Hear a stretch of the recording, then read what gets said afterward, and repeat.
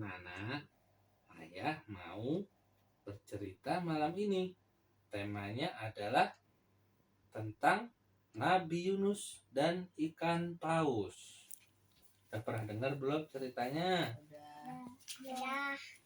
Ya, ceritain nanti ya. Nabi Yunus diutus Allah untuk membimbing kaumnya yang sesat. Tapi mereka menolak mengikuti ajarannya. Mereka merasa tidak ada manfaatnya beriman kepada Allah, ya. Nabi Yunus pun kecewa, ya. Dia kecewa lalu dia pergi meninggalkan kaumnya karena dia tahu Allah akan menurunkan azabnya. Jadi Nabi Yunus meninggalkan kaumnya karena merasa dia udah putus asa gitu ya. Dia merasa Allah akan menurunkan azabnya.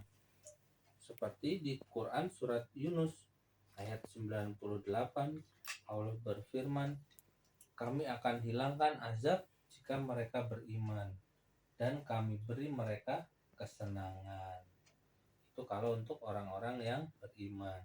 Tapi karena mereka nggak mau beriman, jadi Nabi Yunus berpikir, sebentar lagi azab Allah akan turun.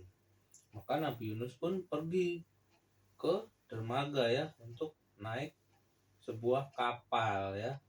Sampai di dermaga, Nabi Yunus menaiki salah satu kapal yang besar ya. Ini pun difirmankan Allah dalam Al-Quran surat Al-Safat ayat 40.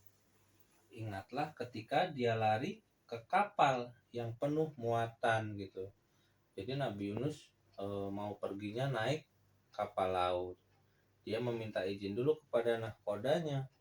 Bolehkah aku ikut kapal ini? Kata Nabi Yunus. Nahkodanya pun mengiyakan gitu ya. Silahkan mengikut kapal kami.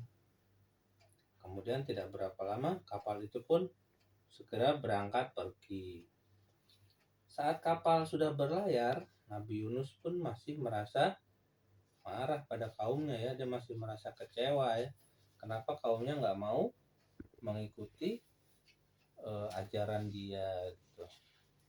Setelah beberapa lama, tiba-tiba awan gelap, badai pun datang ya, kencang sekali. Kapalnya pun mulai oleng ke kiri ke kanan, ke kiri ke kanan. Mereka pun berusaha minta tolong ya. Semua di kapal merasa ketakutan.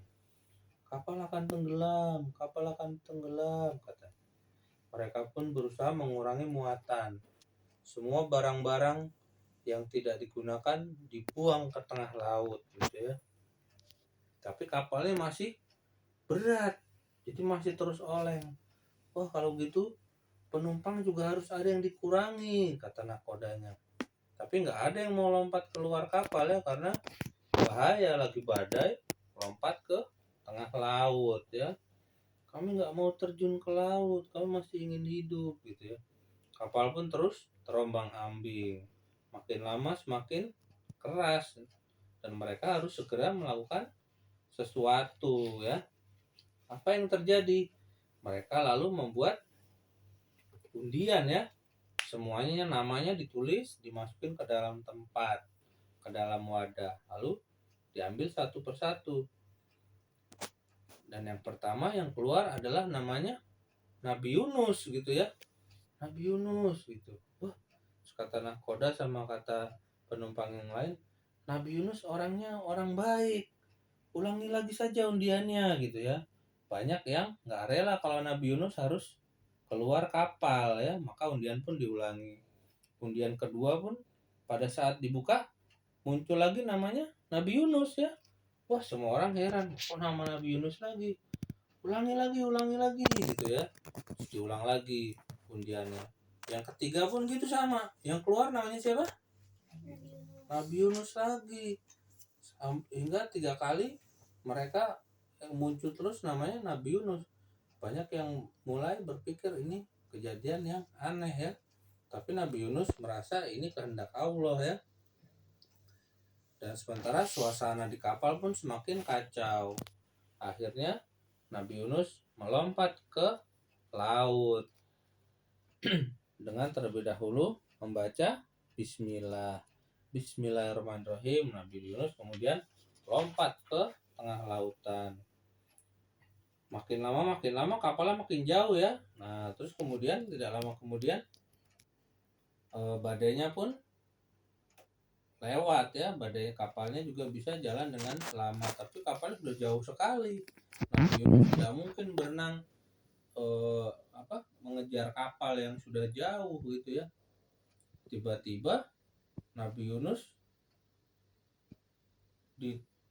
ditarik oleh sesuatu. Ya, ternyata itu adalah mulut dari ikan paus ya. Ikan paus diperintahkan Allah untuk menelan Nabi Yunus. Nabi Yunus yang merasa ini adalah hukuman bagi dia gitu ya. Di dalam perut ikan paus dia bertobat gitu ya, berdoa terus menerus supaya diberi keselamatan. Ikan paus pun yang mendengar doa Nabi Yunus akhirnya setelah 40 hari diperintahkan oleh Allah untuk mengeluarkan Nabi Yunus ya. Nabi Yunus pun dikeluarkan oleh paus ya, keluar dari perut paus ya ke pinggir pantai. Ikan paus pun melontarkan Nabi Yunus ke daratan.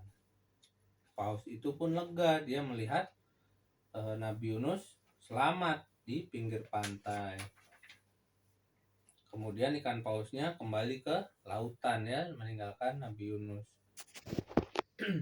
Nabi Yunus setelah mengetahui, dia sadar di pinggir pantai, dia berdoa, ya Allah, alhamdulillah ya Allah, Engkau telah memberikan hamba keselamatan. Ini pun ada di Al-Quran ya, surat Al-Saffat ayat 145.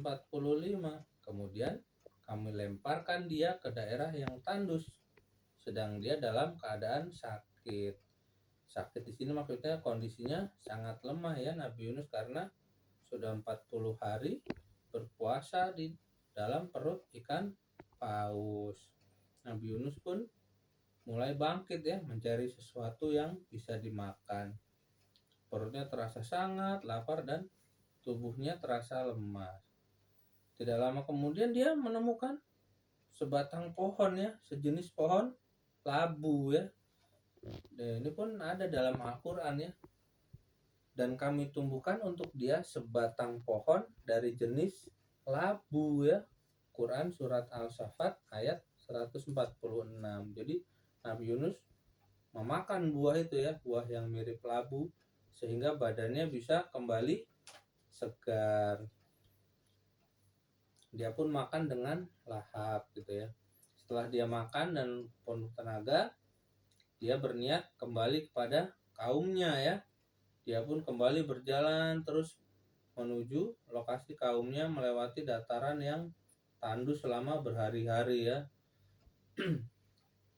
Setelah beberapa lama dia pun tiba di tempatnya dahulu dia meninggalkan kaumnya, yaitu kaum Ninawa ya. Jadi kaumnya Nabi Yunus itu kaum Ninawa, tinggalnya di daerah Mosul ya, Irak kalau sekarang.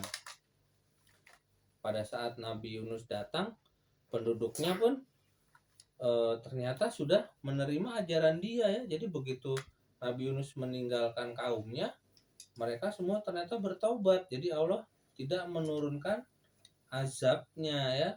Tapi karena Nabi Yunus kemarin putus asa gitu ya, dia berpikir akan jatuh atau akan turun azabnya Allah. Kemudian dengan izin Allah gitu ya, dia mulai kembali berdakwah kembali dengan kaumnya.